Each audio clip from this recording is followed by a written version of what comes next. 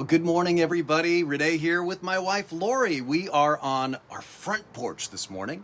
You know, yesterday in church, I talked about husbands and wives in Ephesians chapter 5. So I thought it would be super cool to have my wife, Laurie, on here.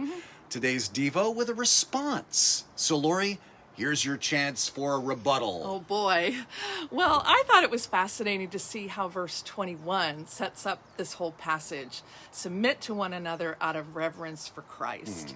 But what's interesting is that there's a bigger setup back in chapter 5, verse 2, where he says, walk in love just as Christ loved us and gave himself up for us as a fragrant sacrificial offering to God. I'll be honest, as I was growing up, and even in my biblical training, the verses about husbands and wives were discussed sort of a la carte.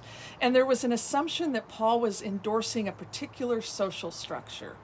But when you connect these verses to the beginning of this chapter, you see that Paul's goal is not to lay down the law about relationship roles. Rather, he's showing how Jesus is both the example and the motivation for how we relate to each other. That's good. He's the example for those who have more power.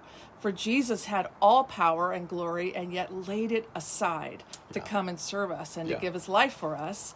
And Jesus is also the motivation for those who have less power. Right. For we can find joy in treating others the way we would treat Jesus.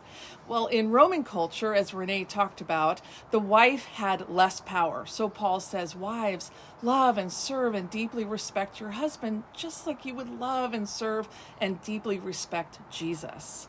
And to the husband, who had way more power, he says, love and selflessly serve and treasure your wife, just like Jesus deeply loved and selflessly served us.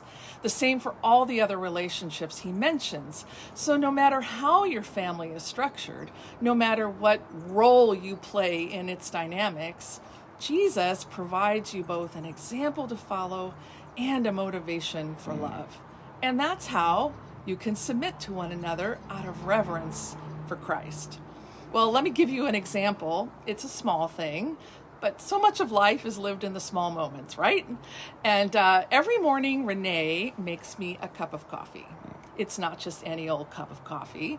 It's a 4-minute pour over with freshly ground beans and a splash of half and half.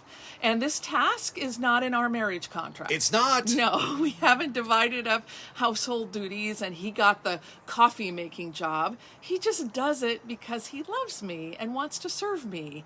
And in this small gesture, he follows the example of Christ.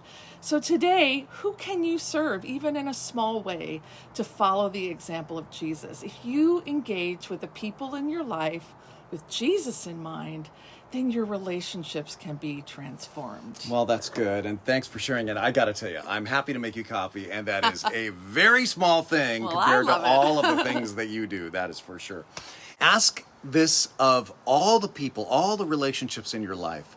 How can I serve you today? Yes. How can I help you today? Whether it's a cup of coffee or something else, ask this of your children, of your parents, of your spouse, of your neighbors. How can I serve them today? And when you do, you will be walking in all your relationships in the footsteps of Jesus Christ. God bless you. Have a great day.